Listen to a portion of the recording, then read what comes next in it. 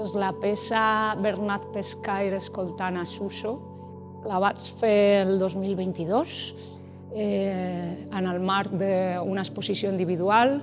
que me van convidar al Centre d'Art Lopati, a Amposta. Jo faig servir un programa, una eina que es diu Processing, que és software obert, que em serveix per programar amb algoritmes i codi els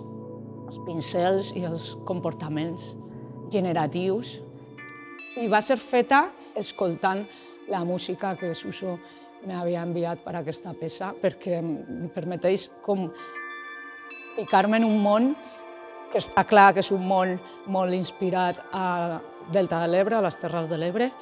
i per això Bernat Pescaire, que és un dels meus ocells favorits.